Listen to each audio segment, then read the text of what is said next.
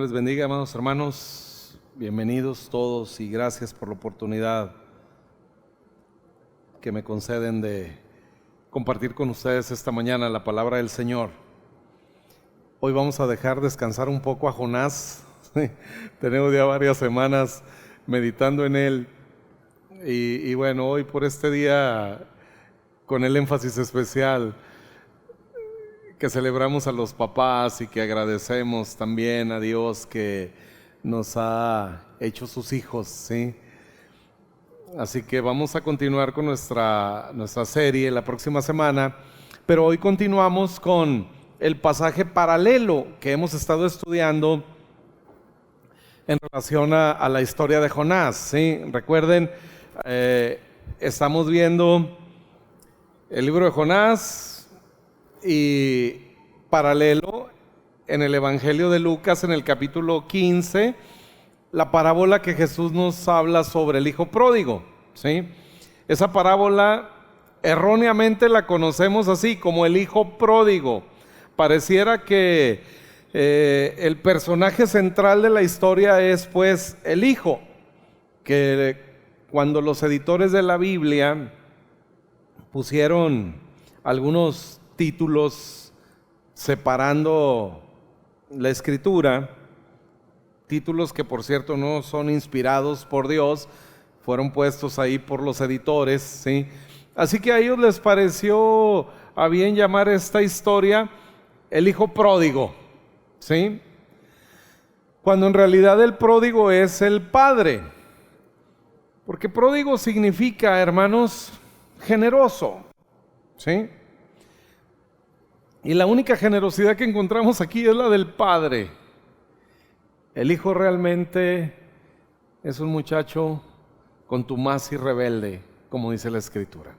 Así que vamos a la historia, hermanos, que Jesús nos cuenta, y tratemos de pensar el contexto de las personas que escucharon por primera vez esta parábola.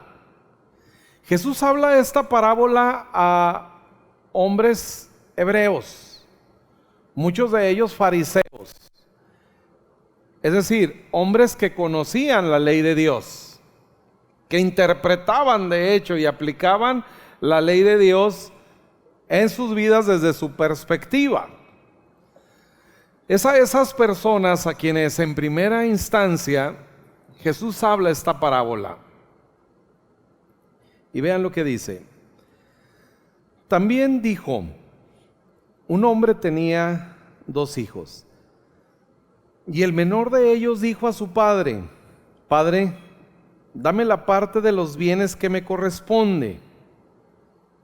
La petición de un hijo, hermanos, que a simple vista no nos dice mucho. Pero este muchacho está pidiendo su herencia. Y resulta, hermanos, que el requisito para que un testamento se haga efectivo y una herencia, ahora sí, los bienes de una herencia, la masa de una herencia, pueda repartirse en el legado que el otorgante establece para sus herederos, pues el requisito es que el testador muera. Así que cuando este joven se presenta delante de su padre y le dice: dame mi herencia, lo que en realidad le está diciendo es: para mí estás muerto. Qué triste experiencia debe de ser para un padre, hermanos. Qué doloroso debe de ser para un padre que su hijo, a quien ha criado, a quien ha educado, a quien le ha dado todo lo que ha podido, un día venga y le diga: papá, para mí estás muerto, no te necesito más en mi vida. Este joven no le está deseando la muerte a su padre, por supuesto. Él no está esperando que muera para quedarse con la herencia, no. Él simple y sencillamente quiere anticipar el beneficio. Así que dice: papá, no te necesito más, solamente dame la parte de la herencia que me corresponde. Y pensaríamos nosotros: bueno, qué crueldad de hijo, ¿no? ¿Quién se atrevería a hacer eso? Pero, ¿qué pensarías si te dijera que eso es lo más común en nuestra relación con Dios. Tal vez a nuestro Padre terrenal no nos atreveríamos a decirle algo así, aunque lo pudiéramos pensar, ¿sí? Pero a nuestro Padre celestial es muy común. Es muy común pensar en vivir con la parte de la herencia que nos corresponde. Dios nos ha dado la vida. La vida que tenemos, hermanos, el aliento de vida, es un don de Dios. Es un regalo de Dios, es parte de nuestra herencia. ¿Y cuántas veces hemos vivido lejos del Padre? ¿En cuántas ocasiones en nuestra vida, hermanos, hemos hecho cosas como si Dios no existiera? Como si para nosotros Dios hubiese muerto. Y aunque no decimos que Dios ha muerto, a mí no me interesa si está vivo o no. Lo que me interesa es hacer las cosas conforme a mis recursos, a mis ideas, a mi sabiduría, conforme a mi consejo. Por eso el salmista en el Salmo 1 dice: bienaventurado el varón que no anduvo en consejo de malos. Es decir, que no anduvo en su propio consejo, sino que medita en la ley de Dios. Eso nos hace bienaventurados. Sin embargo, nosotros de manera cotidiana vivimos, hermanos, como si Dios no existiera. Así como este joven viene y le dice a su padre: dame la parte de la herencia que me corresponde. Yo voy a vivir, yo la voy a administrar, yo quiero administrar mi vida. Así que de alguna manera, hermanos, esta historia paralela que hemos estudiado en esta serie de mensajes sigue presentándonos el mismo perfil de un Jonás, que nos representa a ti y a mí, creyéndonos más sabios que Dios, que podemos lograr las cosas de mejor manera y tal vez más rápido que Dios. Cometemos muchos errores, hermanos, cuando consideramos que Dios se tarda, cuando creemos que podemos hacer las cosas más rápido que Dios. Eso es lo que este joven está buscando. Ya dame lo que me corresponde, yo ya no voy a esperar tus tiempos, dame lo que me corresponde. Y la historia sigue y dice, y nos habla de la generosidad de este hombre, porque dice que tenía 2 hijos. Uno de ellos, el menor, viene y le dice: dame la parte de la herencia. ¿Cómo responde el padre? Dice que les dio a los 2 y les repartió los bienes. Acá ya es plural, aparece un solo hijo, el menor. Pero el padre dice: no le voy a dar solamente a él su parte. Así que les llama a los 2 y dice: les repartió los bienes, aún al que no había pedido. Esto nos habla, hermanos, de que este es un hombre justo y que lo que va a hacer por uno va a hacer por el otro también. Así que cuando el menor viene y le pide la parte de la herencia, él llama a los 2, al menor y al mayor, y les otorga la parte de los bienes que le corresponde. No muchos días después, dice, juntándolo todo, el hijo menor se fue lejos a una provincia apartada y ahí desperdició sus bienes viviendo perdidamente. Nuestra sabiduría, hermanos, nos alcanza solamente para desperdiciar. Hemos desperdiciado tanto en nuestra vida, hemos desperdiciado tantas oportunidades maravillosas en nuestra vida. El Señor nos dio una familia y nosotros desperdiciamos el tiempo en tantas cosas. Nos dio una esposa, un esposo, hijos, talentos de Dios, bendiciones de Dios. Nos dio capacidades, dones especiales, talentos, y nosotros los hemos desperdiciado. Esa es nuestra realidad. Dice: y cuando hubo malgastado todo, vino una gran hambre en aquella provincia y comenzó a faltarle. Siempre, hermanos, que nos alejemos de Dios, será ese el resultado. En algún momento comenzará a faltarnos. Comienza a faltar la salud, comienza a faltar todo aquello que tal vez dependíamos, ¿no? Y dice que fue y se arrimó a uno de los ciudadanos de aquella tierra, el cual le envió a su hacienda para que apacentase cerdos. Y deseaba llenar su vientre de las algarrobas que comían los cerdos, pero nadie le daba. Finalmente todos lo habían abandonado. Más adelante el hijo mayor nos dice cómo gastó el dinero su hermano. Y dice, oye, tu hijo que gastó su dinero emborrachándose con amigos y con prostitutas, así gastó su dinero. Rodeado seguramente de mucha gente, porque así es la fiesta en este mundo, ¿no? Se acaba la fiesta y bueno, quédate tú solo y paga tú todo. Y cuando no tienes nada más para dar, entonces literalmente te quedas solo. Ahora esa es la condición de este hombre. Ha malgastado todo lo que el Padre le ha dado. Cuando los oyentes de esta historia, hermanos, en primer lugar, están escuchando a Jesús, están escuchando esta historia. Es una historia que ya habían escuchado antes. Hay un hijo pródigo en el Antiguo Testamento, del cual habla el Antiguo Testamento. Así que ellos saben lo que debería de suceder.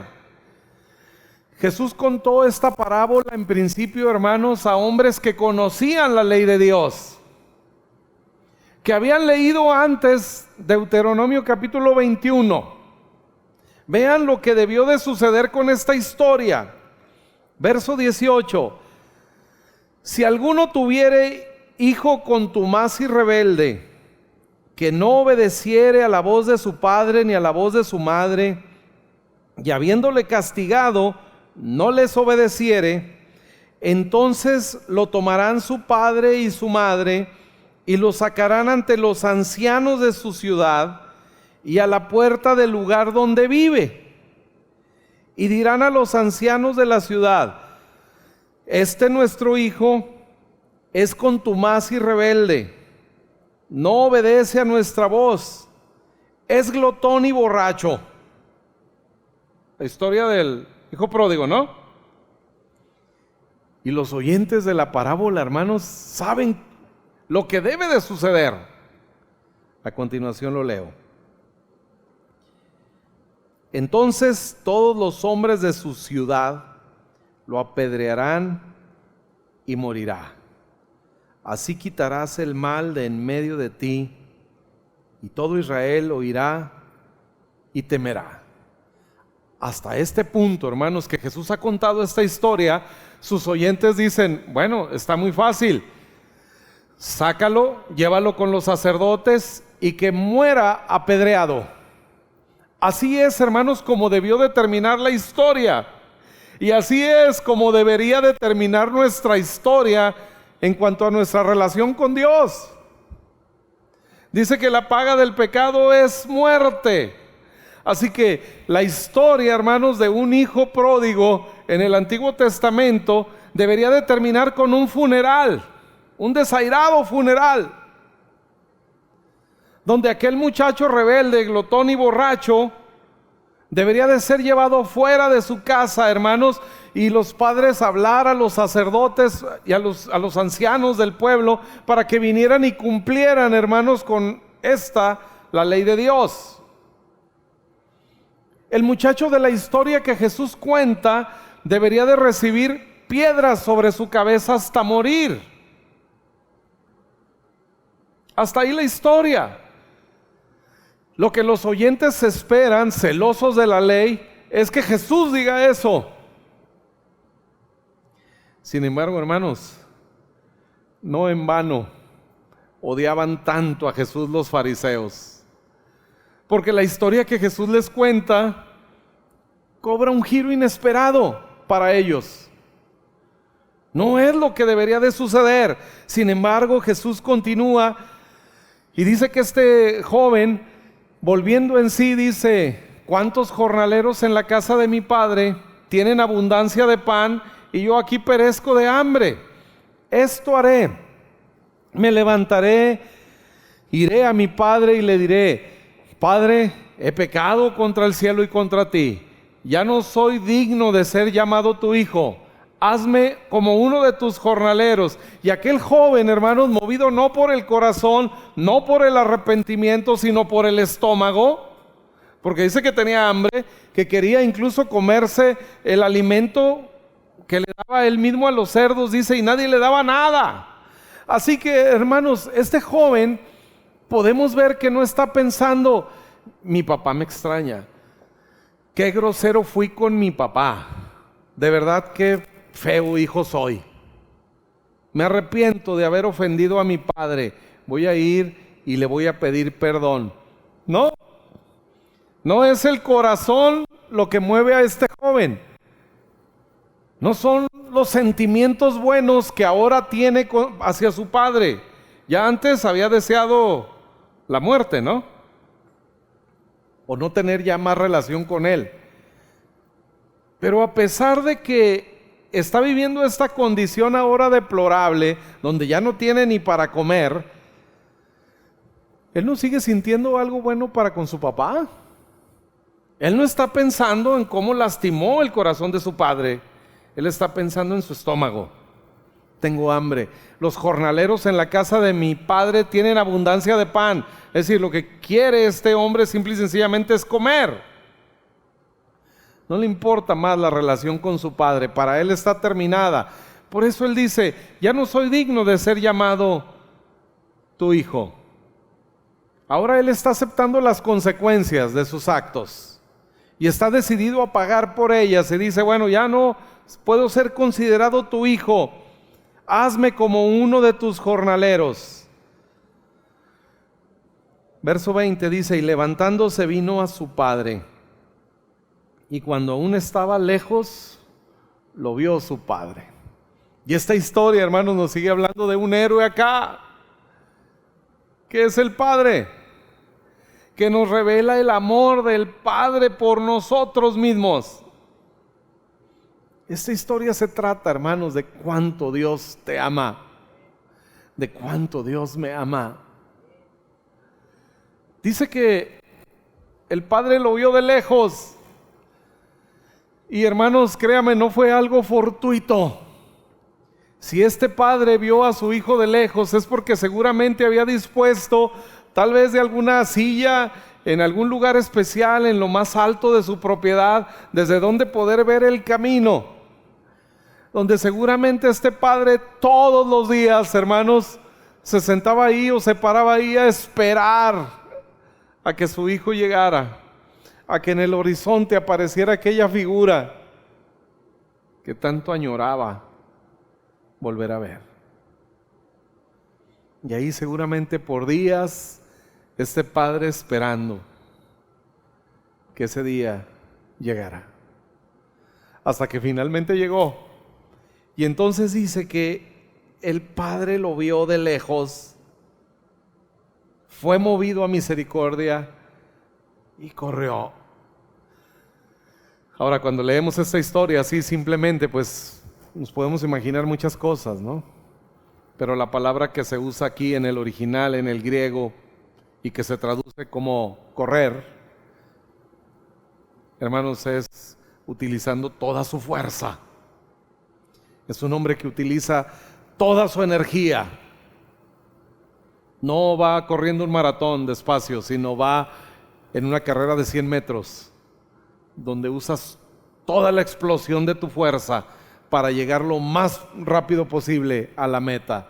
Esa es la palabra que se usa aquí para describir la acción del padre de correr hacia su hijo. Así que encontramos, hermanos, un padre desesperado por encontrarse con su hijo rebelde. Según el hijo pródigo del Antiguo Testamento, ¿qué debió recibir este muchacho? Piedras en su cabeza hasta morir. Sáquenlo afuera y apedréenlo hasta que muera. Pero ¿qué es lo que recibe el hijo pródigo de la historia de Jesús? Dice que su padre corrió sobre él, se echó sobre su cuello y le besó. Y en el original, hermanos, esto representa una acción repetitiva. Es decir, se lo comió a besos. Así como venía, hermanos, apestoso, imagínense, había estado cuidando cerdos en una provincia lejana. No es que llegó en avión, en el vuelo de X, no, hermanos, venía aterrado, sucio, oliendo a todo su pecado, por supuesto. Y no recibe piedras, recibe besos, muchos besos, hermanos, que seguramente limpiaron el polvo de su rostro. El padre le besó y entonces dice: Padre, he pecado contra el cielo y contra ti, ya no soy digno de ser llamado tu hijo. Y entonces ahí el padre le detiene y entonces dice a sus siervos: sacad el mejor vestido y vestidle. Qué maravilloso que en todas las historias Dios encontramos un pero a nuestro favor. Porque cuando este joven estaba a punto de desechar y despreciar ser hijo del Padre para llegar a ser ahora solamente un trabajador, dice: pero el Padre. La intervención de Dios, hermanos, siempre nos detendrá de hacer tonterías. Pero el Padre mandó traer el mejor vestido. El mejor vestido es también el primer vestido, es decir, el que le corresponde al hijo, al primogénito, al hijo mayor. Esto, hermanos, a simple vista es solamente vestirlo, venía andrajoso, ahora es ponerle sobre él un traje nuevo. Pero en el contexto de la historia, hermanos, representa mucho más. El primer vestido es que ahora para el padre este muchacho, hermanos, es restaurado en su posición, pero en una posición mejor, porque se fue siendo el hijo menor, pero ahora que regresa recibe el primer vestido. Es decir, ahora es considerado el primogénito. Así que toda esta historia, hermanos, es lógico que a los oyentes originales les reventara las neuronas, no lo podían comprender. Si la ley decía que debería de morir, que debería de recibir piedras en su cabeza y no besos, que debería de ser envuelto, hermanos, en lienzos para ser sepultado y no un traje nuevo. En el mejor de los casos, recíbelo y que pague lo que se llevó, ¿no? Pero ahora, hermanos, este joven está recibiendo una bendición mayor que la que gastó. Porque lo que representaba en términos legales ahora, ese traje nuevo, ese primer vestido, o mejor vestido, que dice la Escritura, es una doble porción de la herencia. El primogénito, hermanos, siempre, bajo la ley de Dios, se lleva una doble porción de la herencia. Es decir, si un padre tiene 5 hijos, la masa testamentaria, es decir, el total de la herencia, se dividiría en 6 partes para que el primogénito se llevara 2 y todos los demás una parte. Así que ahora este joven que se había llevado la parte menor, ahora tiene derecho a la herencia del primogénito. No tiene sentido nada de esto. Para los oyentes originales, hermanos, era algo verdaderamente desconcertante. ¿Qué es lo que sucedió? ¿Qué es lo que cambia la historia del hijo pródigo del Antiguo Testamento y el hijo pródigo del Nuevo? En la misma ley que encontramos en Deuteronomio 21, hermanos, si regresamos por favor al verso 22. Dice que el alma que pecare morirá, es la ley de Dios. Deuteronomio 28 nos habla de las bendiciones de Dios. Y dice, estas bendiciones vendrán sobre ti y te alcanzarán si oyeres mi voz y cumplieres lo que yo te mando. Y entonces viene una lista de bendiciones, hermanos, desde el verso 2 por ahí hasta el verso 14. Bendito serás en tu entrar, en tu salir, bendito el fruto de tu cuerpo, nadie te podrá hacer frente, estarás siempre arriba y no abajo, serás cabeza y no cola, prestarás y no pedirás prestado, bendita será tu canasta, tu arteza de amasar, bendito en tu entrar, en tu salir, bendito en la ciudad, bendito en el campo. Todas esas bendiciones maravillosas, hermanos, por la obediencia. De hecho, sus Biblias aparece así el título de los editores, bendiciones por la obediencia. Pero después del verso 14 dice, maldiciones por la desobediencia.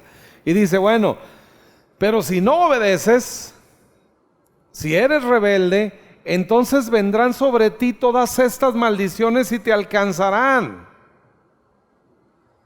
Y hay una lista, hermanos, tremenda hasta el verso 70. Es mayor, de hecho, el listado de las maldiciones que de la bendición.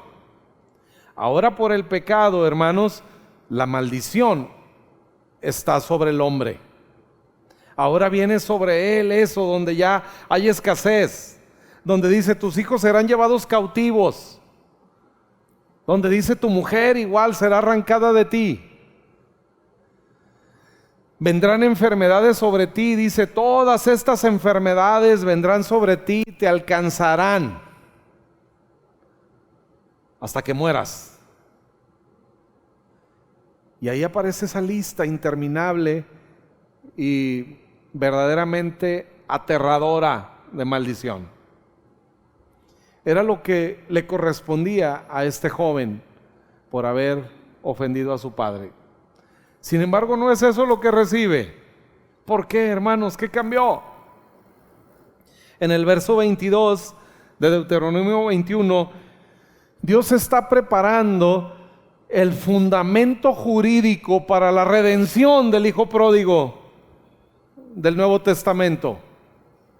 Si en el Antiguo Testamento era declarado sobre él la pena capital, la pena de muerte, pero en el contexto del Nuevo Pacto no muere. ¿Por qué? Dios mismo preparó el fundamento legal. Dios es un juez justo, hermanos. Un juez justo no se deja llevar por los sentimientos y las emociones. Es que es mi hermano, es que es mi tío, es que es mi hijo, y por eso no voy a aplicar la ley. Eso haría a un juez corrupto.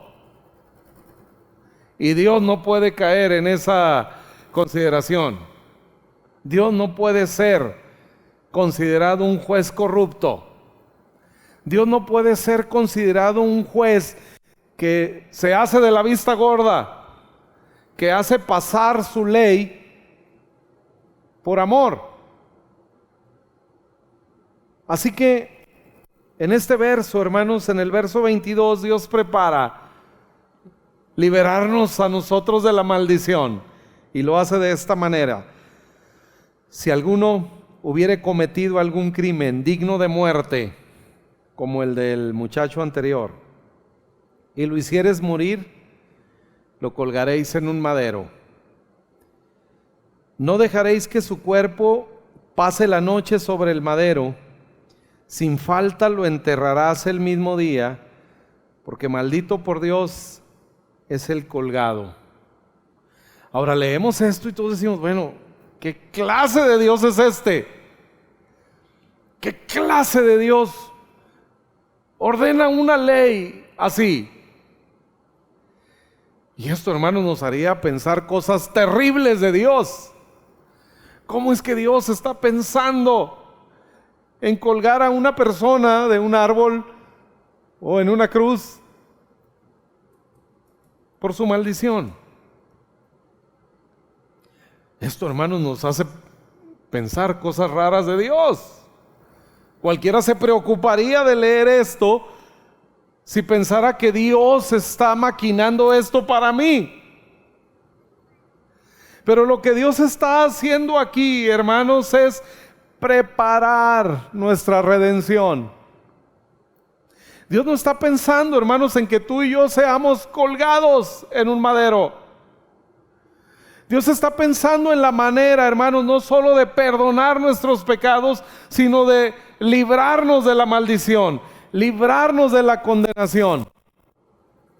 Así que, hermanos, la razón por la que la historia es diferente entre el Antiguo y el Nuevo Testamento es porque aparece en escena otro hijo, el Hijo de Dios,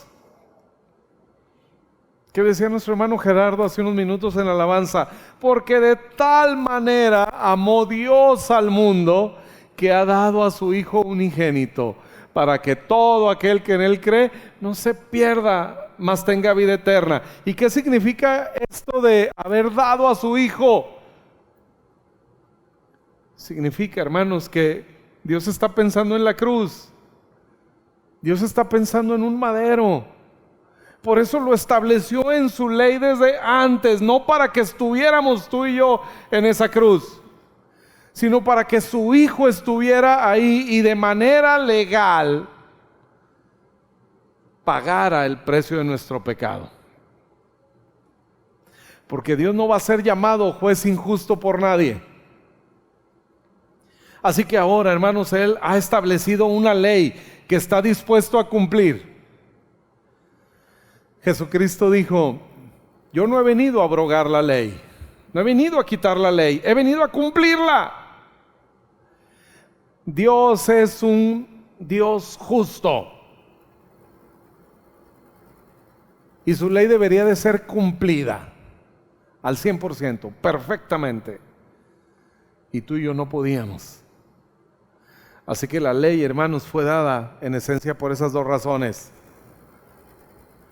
para que tú y yo nos demos cuenta que no la podemos cumplir, pero para que ésta fuese cumplida a la perfección por su Hijo a nuestro favor.